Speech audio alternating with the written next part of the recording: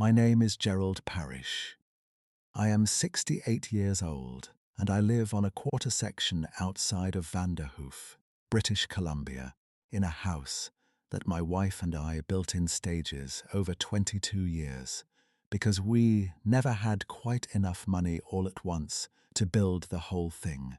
Nora died in March of 2021, 2 years and 4 months ago as I sit here. And in the weeks after the funeral, I kept finding things she had put in places I did not expect to find them. A wool sock behind the radiator, a letter from her cousin Sylvie folded into a book she had been reading. And in the drawer of the side table on her side of the bed, wrapped in a kitchen towel and tied with a length of green ribbon, she had cut from something else. The diary that had belonged to her father. I had known the diary was in the house. I had known it for 22 years. I had never opened it in that time, because Nora had asked me not to, and I had agreed. And there are certain agreements a man makes with his wife that operate more like the bones of a thing than the skin of it. They are not visible, but they hold the shape. But Nora is gone now, and I am the last person living who knew what Edouard Corbeil put in those pages, which is to say, I am the last person living who is in a position to decide whether the pages survive beyond me. So I have set up this recording device on the kitchen table, the way Nora's niece showed me, and I intend to speak clearly and without rushing, and I will tell you what the diary contains and what it means, to the extent that I understand what it means, which is not entirely. That is where I want to begin, actually, the not entirely, because Edouard spent 17 years in the bush north of Fort Saint. James making entries in that diary with a precision and a patience that I have never encountered in any other document produced by any human being. I have known, and by the end of 411 pages, he had still not claimed to know what the being was that he had observed and lived, alongside and, I believe, come to regard with something very close to love. He did not claim to know, he only described. I take that as a form of discipline, and I have tried to practice the same discipline in the 2 years since Nora's death, as I have read and reread what he wrote. This is what I told the recorder on a Tuesday morning in July, with the diary open on the table in front of me and a battered tin cup sitting beside it that I will explain before I am finished. I should tell you who Edouard Corbeil was, because the silence he kept for the last 30 years of his life has a particular shape that you need to understand before anything else makes sense. He was born in 1921 in the Lac-Saint-Jean country of Quebec, the third son of a family that kept dairy cattle and did some trapping in the winters, and he came west to British Columbia in 1947, following his older brother, Rémy, who had gone ahead the year before to work in the mills. Rémy lasted 4 years before he went back east and married a woman from Dolbeau. Edouard stayed. He married Doris Hebert in 1949, a woman whose family had been in the Fort St. James country since her grandfather's time, and they settled on a piece of land east of Vanderhoof that Doris's uncle had homesteaded and sold to them for a price I never learned. Edouard worked through the mills for a time, and then he worked as a packer for a survey crew. And then, in the early 1950s, he began taking a trap line north of Stuart Lake with a man named Felix Dumont, who was a few years older than him and had been trapping that country alone for a decade. I know Felix only from the diary. He died in 1972, before I met Nora, and what I know of him is that he was a lean, quiet man who had a reputation in Fort St. James for competence and for an absolute lack of sentimentality about the country he worked, which is not quite the same as not loving it. Nora told me once that her father considered Felix the most reliable person he had ever known, and that when Felix died of a heart attack in his sleep, in his cabin east of Fort St. James, Edouard drove the 4 hours to sit with the body until the RCMP arrived, and then drove the 4 hours back without stopping for anything. He did not speak of it afterward. That was the quality of Edouard's silences. They were not absence, they were a form of keeping. He kept the same silence about the trapline that he and Felix ran for 17 years. From the winter of 1951 through the spring of 1968. He and Doris built the farm up over those years, adding the big barn in 1959 and a proper root cellar in 1962, and they raised Nora and her 2 brothers there, and by all visible evidence Edouard was a man of this property, this family, this community. He sat on the board of the co-op. He helped his neighbors with their machinery. He went to Mass on Sundays when the roads permitted, and from late October to late April, every year for 17 years, he was gone north with Felix on the trap line. And what happened there, he brought back only in that diary, which he kept locked in the small wooden chest in his workshop, alongside his surveying, instruments, and a box of rifle shells, and the things that had belonged to his brother Rémi before Rémi went back east. I did not know the diary existed until 1989. Nora did not know her father kept a diary until she read it in 2001. Doris, I have come to believe, knew something, because Doris was that particular kind of wife who knows the shape of a secret without requiring its contents. And because of a thing Nora told me that Doris said to her once, when Nora was a girl, something to the effect that her father carried a country inside him that she would never fully enter, and that this was not a failing but a fact, the way certain mountains have their north faces and their south faces, and belong equally to both, without contradiction. Doris said this without explanation. It is the kind of sentence that means more the longer you carry it. I found the diary in the summer of 1989. We had been married 11 years by then, and Edouard was still alive, still working the farm at 68. And I had driven up from Vanderhoof to help him replace the roof of the old hay shed, which had been losing shingles since the previous winter. We were working through a Saturday afternoon, and I needed a pry bar, and went into the workshop to find one, and the wooden chest was open on the workbench, which I had never seen before. Edouard was on the roof, and I was alone in the workshop, and the diary was there with its cover face up, a cloth-bound journal of the kind you could buy at any hardware store, and I did not know what it was, but I picked it up. I read 3 pages. The first page was a date in November of 1953, and a description of a set of tracks in the snow north of the second relay cabin, a description so precise and so methodical that I understood within a sentence that whatever had made those tracks was not anything Edouard had a word for, and was not anything he was going to name. He gave the dimensions in inches. He noted the depth of impression relative to the substrate. He noted the stride length and the bearing of the trail. He noted, and this is the detail that caused me to set the book back down and walk out of the workshop and not speak of it to Nora for 12 years, that the tracks came to within 15 feet of the cabin door and then stopped, as though whatever had made them had stood there for a time, and then turned and moved off into the spruce, without haste. He wrote the entry in the manner of a field report. There was no fear in it. There was no excitement. There was a quality of careful notation that I recognized. because I was a surveyor by training, and I know what it looks like when a person who trusts measurement is making sure they have the measurement right before they trust their own account of what they have seen. I put the book back in the chest.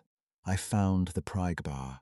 I did not say anything to Edouard that afternoon, or that evening at supper, or at any point in the 12 years between that Saturday and the October morning in 2001, when Nora called me into the kitchen and set the diary on the table and said, her father had been dead for 3 weeks, she said.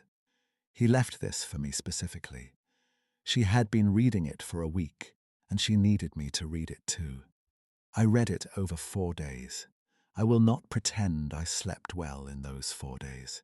What Edouard Corbeil had set down in 411 pages across 17 years of trapline seasons is the most careful and sustained account of a prolonged relationship between a human being and another being that I have encountered, or that I expect to encounter before I die. It is not a confessional. It is not a spiritual testament.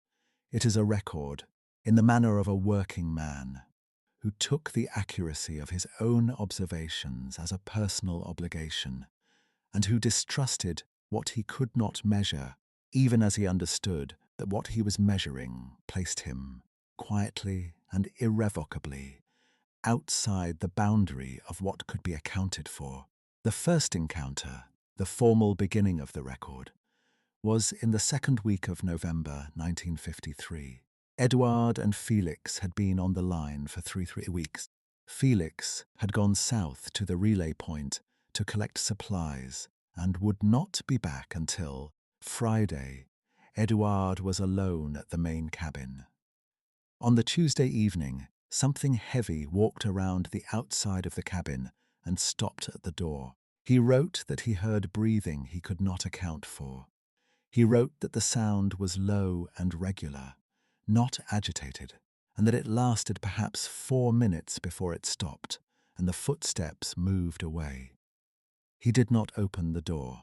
In the morning there was a grouse on the step, laid neatly, neck broken cleanly, not torn. He wrote that the grouse was fresh, killed within the hour, and that the tracks around the step were the same tracks he had described from the prior week, which I had read in that first entry in 1989. On the Wednesday evening, the same thing happened. Breathing at the door. 4 minutes or thereabouts. Another grouse in the morning. On the Thursday evening, he opened the door. He wrote this in a single sentence that I have read, I think, 40 times since Nora died and the diary came back to the kitchen table. He wrote, I opened the door and it was there, and it looked at me for a long time, and I looked back, and I did not feel what I expected to feel, which was fear, but something more like recognition, which I cannot explain, because I have never seen anything like it, and it has never seen anything like me, I think, and yet the recognition was present on both sides, or so it seemed to me. What it was, he described in measurements and observations that he refined and added to across 17 years, so that, by the end of the diary, the description is detailed enough that I have no difficulty seeing it. 8 feet and 10 inches in height, which he confirmed across 4 separate seasons, using the cabin doorframe as reference. Dark brown fur on the torso and limbs, a slightly lighter reddish-brown on the face and inner forearms. A face that he described consistently as broad, with deeply set eyes that were dark brown, and in his words, attended. He used that word repeatedly in the diary, attended, and I have thought about that word for a long time, because it is not a word I would expect from a man like Edouard, who chose words the way he chose tools, for the specific job and nothing more, and who distrusted ornament. Attended meant, I have decided, that the creature was present to what was in front of it in a way that required acknowledgement. It was looking at you in a manner that required you to understand that it was looking at you. Weight, he estimated, by the depth of track in various substrates, at somewhere between 500 and 540 pounds. He updated this estimate across the seasons and never varied it by more than 20 pounds. Hands that, in proportion to the body, were long-fingered and dexterous, and which he described in greatest detail in the entry for the 12th of March, 1962, which I will come to in a moment. Felix came back on the Friday of that first week, in 1953, and Edouard showed him the tracks and said nothing else. Felix studied the tracks for a time, and then said, in the manner that Edouard records in the diary as characteristic of him, that he had seen similar tracks twice before in his years on the line, and had not spoken of them, because there was nothing useful to say. That was the entirety of Felix's response. Edouard wrote, Felix then went inside and made tea, and we did not speak of it again that day. But I understood that we had reached an agreement without the agreement being stated, which is the most reliable kind. Over the years that followed, Felix appears in the diary as a witness and as a steadying presence, a man who was neither drawn toward the creature nor away from it, but who accepted its existence in the territory the way he accepted the existence of a ridge or a river, as a feature of the country that had been there before him and would be there after him, and that required accurate description and appropriate respect. He had his own observations, which he shared with Edouard directly, and which Edouard recorded in the diary with attribution. Felix noted, in the winter of 1957, that the creature appeared to be alone.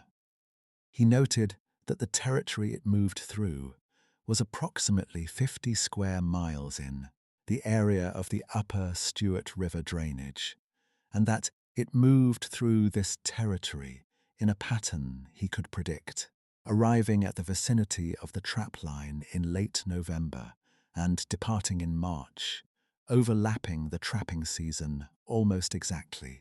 He noted that it appeared to be of middle age, by which he meant that it moved with the deliberateness of a being that had been in this country a long time and knew it without needing to check. He did not speculate further, and the diary reflects that Edouard honoured that limit. The first winter, that winter of 1953, the creature came to the cabin 7 more times.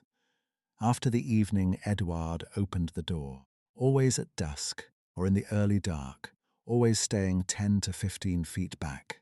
And in each of those visits, Edouard sat on the step with his lamp and did nothing except be present. He wrote in the entry for the 22nd of November 1953, I have come to understand that my only useful action here is to not retreat and to not advance. The distance between us is the thing I must not violate in either direction, and so far I have not. There is a patience required of me that is different from the patience of the trap line, which is the patience of waiting for a thing to come to the thing you have set for it. This is the patience of being the thing that has been set, and waiting to find out if it is worth approaching. He wrote this without apparent self-consciousness about what it meant to describe himself as a kind of set piece. He was a trapper, he thought in the language of trapping. But what he meant, I believe, is something more than that. And by the end of the first winter, he had begun to understand that the creature was not approaching a trap, but approaching a man, and the distinction mattered. What developed across the years between Edouard and the creature was a relationship in the truest sense of that word, which is to say that it was reciprocal and cumulative, and could not have been predicted, from any single encounter along the way. The creature began leaving things at the cabin with increasing specificity, and what Edouard gave in return was not food but attention. He was present, he was consistent, he did not retreat. The third winter, 1955, the creature began following the trap line at a distance, Edouard estimated at 200 yards, moving through the timber parallel to him, and on several occasions when Edouard stopped to work a set, the creature stopped too and watched. And on one occasion, in the February of that year, Edouard came back to a set he had visited 2 days prior to find that a trap that had been sprung by a falling branch had been righted and reset. Not perfectly, the tension slightly off, but reset. He stood at that set for a long time, the diary says. He looked at the tracks around it and counted them and studied the order of them. And then he went on with his work. He wrote, "I do not know how to account for what I am seeing, except to say that I believe it was trying to help me, in the way that a person helps you, who has watched how you work and wants to contribute, even if they do not yet know the precise method." This is the quality of Edouard's language throughout the diary. Not reaching for more than the evidence supports, not pulling back from what the evidence clearly says. By the winter of 1960, the creature would come within 30 feet of Edouard in daylight, and within 10 feet at the cabin in the evening, and it had learned that the tin cup placed on the outside step meant that Adele would be there for a while, sitting or working, not going anywhere, and that its presence was welcome. The tin cup was Edouard's invention, a signal he developed in the third winter and maintained for the rest of the trapline years. He placed it on the step when he was settled in for the evening and had no work to do, as an indication. He does not say in the diary what possessed him to begin this practice, or what it was meant to communicate, only that the creature understood it within 2 or 3 seasons and began to come closer on. In the evenings the cup was present, and to maintain its distance on the evenings it was not. When Nora gave me the diary in 2001 and I read that passage, I understood for the first time what the battered tin cup on Edouard's workbench was for. It had been there every time I had been in that workshop. It was there the day I found the diary and did not tell anyone. It was there the day we packed up the farm after his death. Nora took it and put it in the kitchen drawer without explanation. And when she died, it was still in the drawer, wrapped in the kitchen towel, tied with the green ribbon, laid beside the diary, as though they belonged together. Because they did. I have the cup on the table beside the recorder now. I am looking at it as I speak.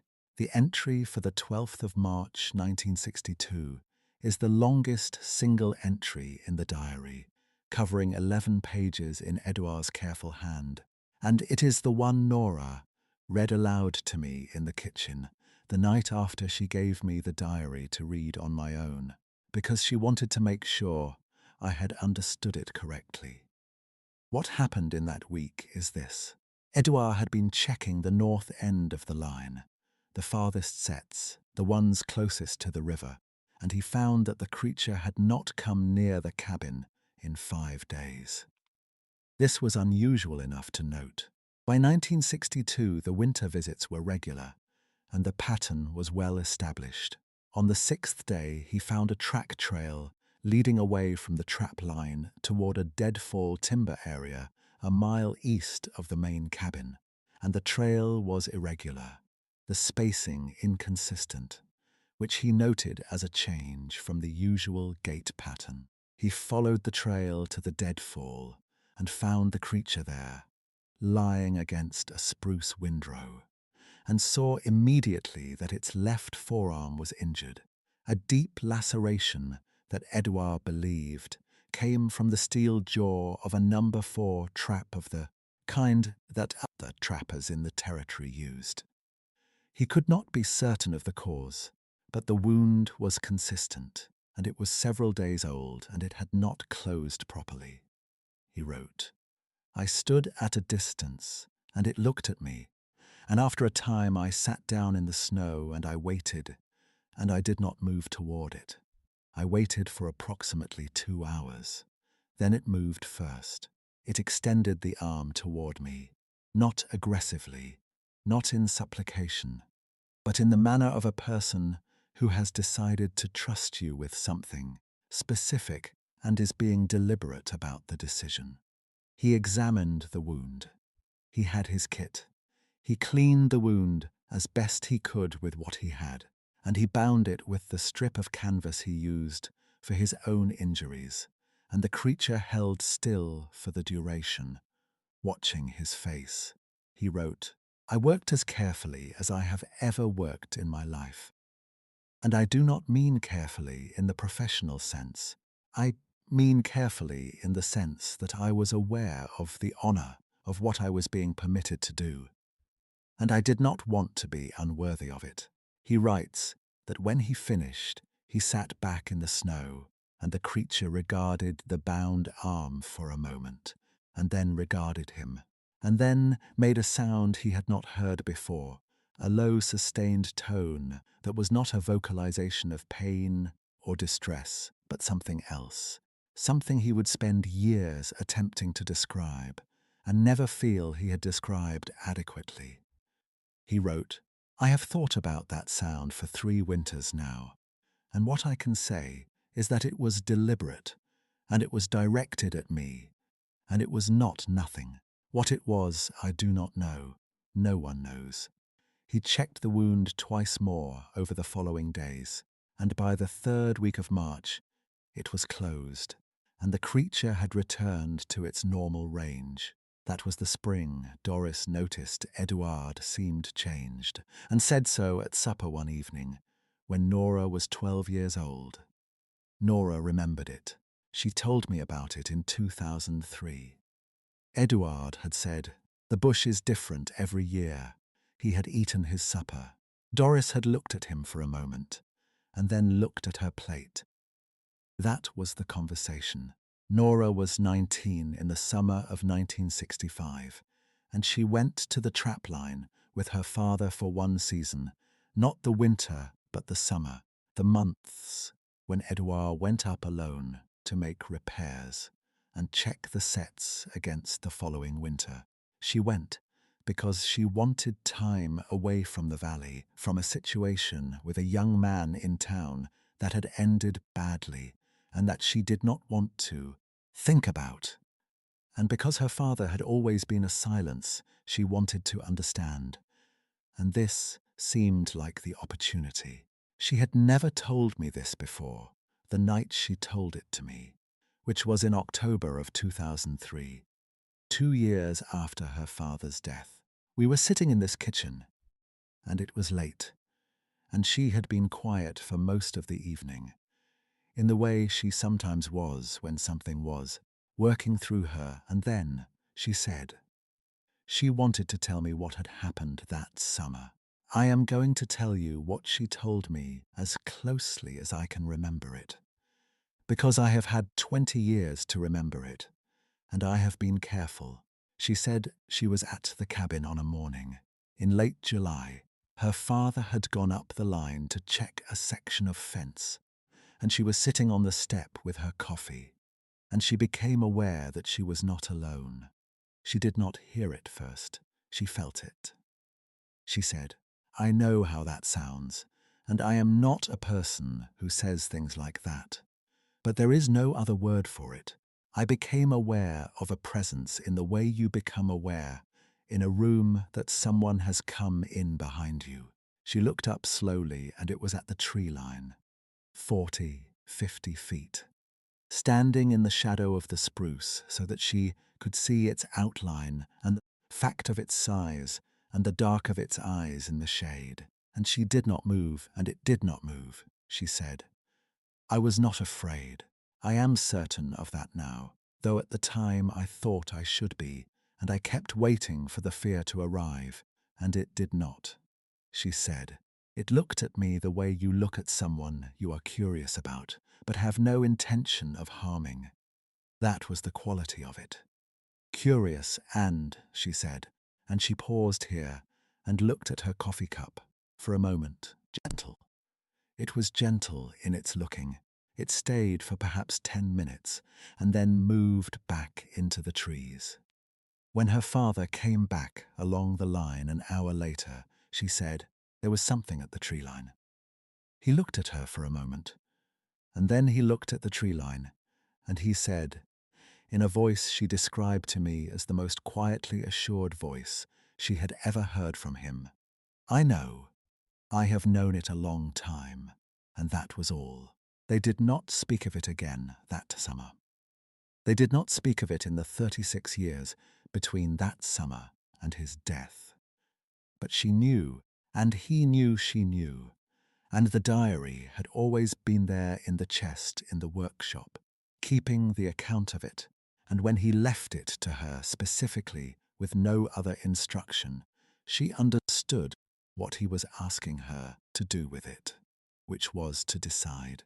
She told me she had been deciding since 2001, and she still was not sure. I told her that in that case we could wait, and we did, and she died still not entirely certain. And so she left it to me, which is the decision I am now in the middle of making by speaking into this recorder. Edouard's last winter on the trapline was the season of 1967 into 1968. He was 46 years old, and his knees were beginning to give him trouble, and the price of fur had been declining for several years, and he and Felix talked it over in the fall of 1967 and agreed that the following spring would be their last. The final diary entry is dated the 9th of April 1968, written at the main cabin on the last morning before the drive south. It is 3 paragraphs long, which is brief for Edouard, and I will not quote from it directly, but I will tell you that it is not a sentimental paragraph, and it is not a despairing one. It is the paragraph of a man who is taking inventory with the same care he has brought to every other, accounting in the diary. He notes that the creature came to the cabin on each of the 3 previous evenings. He notes that the tin cup was on the step each night. He notes the weather. He notes that on the final evening, when Edouard went out to bring the cup inside for the last time, the creature was closer than it had been since the evening of the March treatment in 1962, no more than 12 feet. And it stood in the lit area just at the edge of the lamp's reach and watched him pick up the cup and watched him straighten up, he wrote. I stood there for a time with the cup in my hand, and I did not know what to do with my hands or my face or the fact that I was leaving, and there was no way to say this, that it would understand in the way I meant it. And then he wrote, and this is as close to emotion as Edouard Corbeil comes, in 411 pages of daily record, he wrote, I think it understood anyway. He went inside. He did not look back. He closed the door, and in the morning he and Felix drove south. And he did not go north again for 3 years. And when he did go north again in the fall of 1971, it was to help a neighbour with a fence line along the Upper Stewart. And he was there for 2 days, and on the second afternoon he was working alone at the far end of the fence when he stopped and turned, without knowing why he turned, and the creature was at the edge of the timber 200 yards east, standing fully upright in the late afternoon light, and they regarded each other across that distance for a time that Edouard did not measure, and then the creature turned and walked into the trees and was gone. He wrote 4 sentences about this in the margin of the last page of the diary, below the final entry, in a handwriting that is slightly different from the rest of the diary, the handwriting of a man 3 years older, and he concluded with this. It did not seem thin or injured, and it moved without difficulty, and I was glad of that. That was the last thing he ever wrote in the diary, and it is the last thing Edouard Corbill ever wrote about anything, except a Christmas card to his granddaughter in 2000, the year before he died. I have been sitting with this diary for 2 years now. I have read it in the mornings and in the evenings, and I have read it on the nights when I could not sleep. And what I can tell you is this. It is not a strange document. That is what surprises me still. It is a document of enormous patience, written by a man of enormous patience, and it records what he observed, and what he came to understand, and what he chose, finally, to leave to his daughter, and through her to whoever came next, which appears to be me. 411 pages of seasons and weather and distances, and the careful notation of a being that was present in the north end of the Stuart Lake country for 17 winters, and that is present in no record. But this one, I do not know what it was. Edouard did not know what it was. Félix Dumont, who is dead now 50 years, knew that he had seen similar tracks before, and that there was nothing useful to say, and I find more and more that this is the most honest position available to me. There is nothing useful to say, in the sense that there is nothing I can add to what Edouard already said more precisely than I could say it. What I can do is make sure it is said, which is what I am doing. I am going to wrap this recorder in the kitchen towel and put it in the wooden chest with the diary and the tin cup, and I am going to drive it to the library in Prince George next week and leave it with the archivist there, a woman named Sandrine, who has been patient with me across 3 telephone calls, and who has not asked me to explain myself beyond what I have been willing to explain, which I take as a form of professional grace. The diary will go into the archive as the personal papers of Edouard Corbill, trapper and farmer of the Fort St. James country, 1921 to 2001.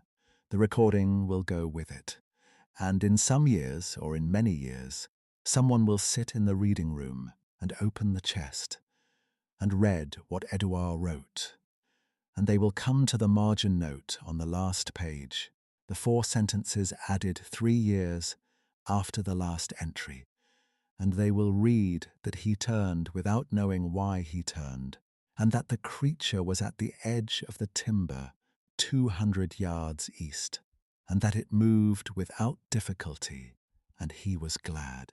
And whoever is sitting in that reading room will have to decide, the way Nora had to decide, and the way I have had to decide, what to do with a world that is larger than the records say it is. I do not think that is a difficult decision. I think most people, sitting quietly with that question, and without the institutional pressure to be sensible about it, would decide the way Edouard decided, which is to say, they would not decide at all. They would simply look, they would stand very still. They would be glad. The tin cup is still on the table. I am going to leave it there until I pack the chest.